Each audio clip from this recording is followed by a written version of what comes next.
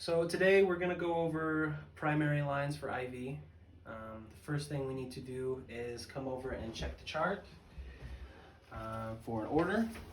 Here we have D10 at 50 mLs an hour for Mr. Waters Kent.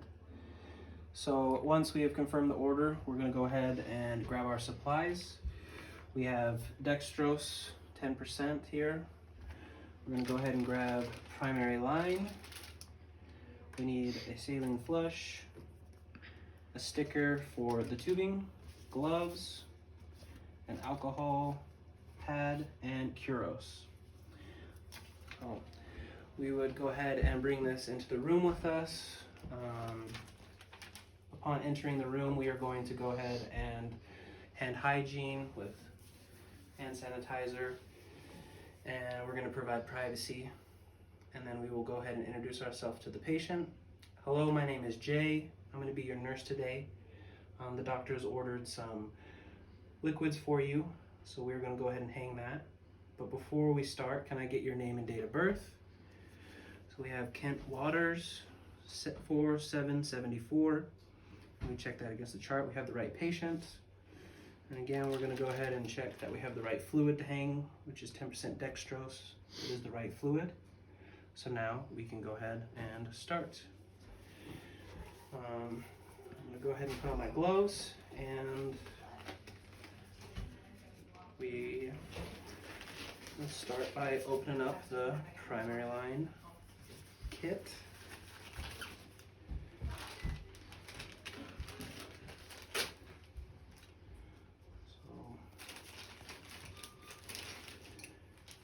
Pull this out, and it's got some tabs here holding the tubing in place. You can take those off. And you want to have control of the two ends because this is an aseptic technique. So you want to make sure everything is clean. Now you're going to go ahead and spike your bag. So you're going to pop the top off of this, and you're going to also pop the top off your spike here, and you are going to spike your bag, okay? And you're going to have this clamped so you don't have liquid go everywhere. Now you can turn it upside down, and you're going to go ahead and burp it. You're going to get fluid to about halfway, about like that. And now you can go ahead and prime your line by opening it up. And you can loosen the cap on the end here or take it off. Just make sure it doesn't touch anything.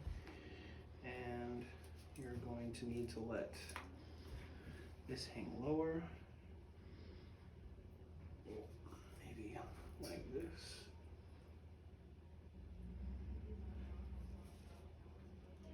Until it comes out, which it came out, so you can raise it back up to stop that.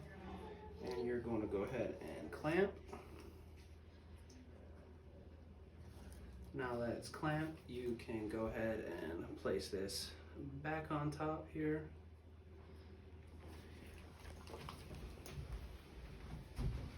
Hang your bag. And you're just going to place this right here behind the IV pole. If it'll stick, will it stick? All right, so hold it for us. Now you're going to come over and you're going to inspect your IV. You're going to be looking for inflammation, infiltration, and infection, and possibly phlebitis as well. You can also gently press around the edges here to make sure it's not painful for the patient and confirm with them. There's no pain when I do this, right, sir? No pain? Okay. So now that we've confirmed there's no problems with the IV, the last thing you need to do is check patency. To do that, you are going to go ahead and alcohol swab the connection here for at least 15 seconds. I'm going to go ahead and say that it's been 15 seconds. Gonna keep control of that. Take off your saline here, and you're gonna go ahead and, well, first you're gonna wanna make sure you prime it. So it's primed. Now you can go ahead and connect it and give it a flush.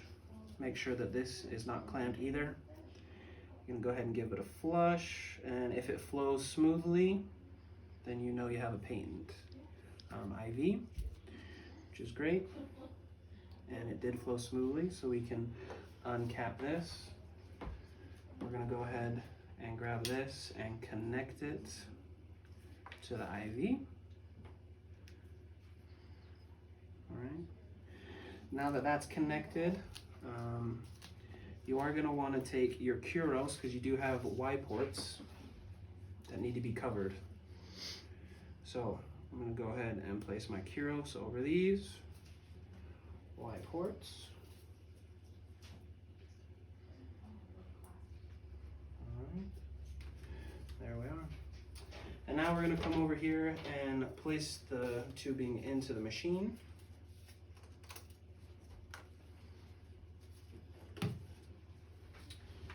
You go ahead and fasten it into the machine here.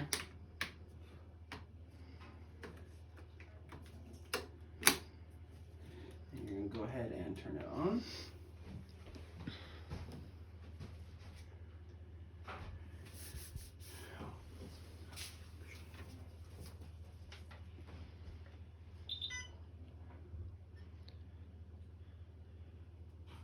All right, and we do have a new patient, yes.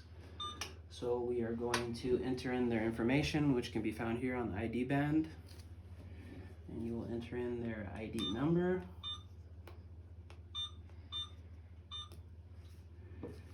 And you will hit confirm. And now you will come over here to the channel and hit channel select.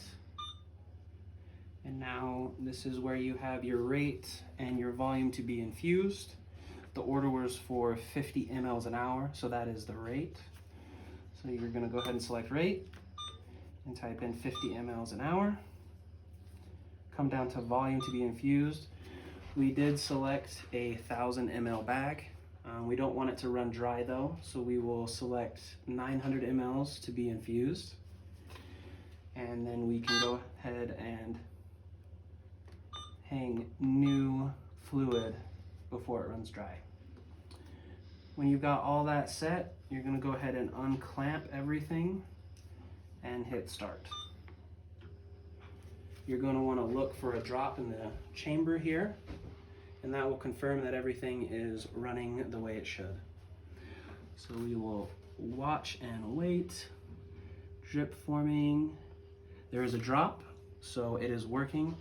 Confirm with the patient that there's no pain or anything wrong with the IV. If there's not, you can go ahead and clean up your supplies, your mess, hand hygiene on the way out, and document your intervention, that you hung dextrose 10 and how they tolerated the procedure. You also do have to, before you leave,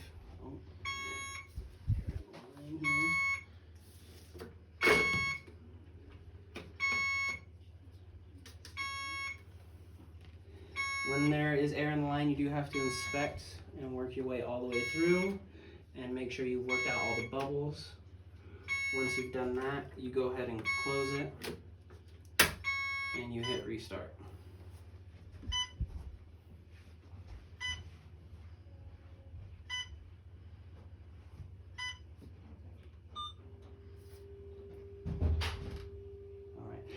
All right. You do also have to place the labels on the tubing to let them know how long that's been there.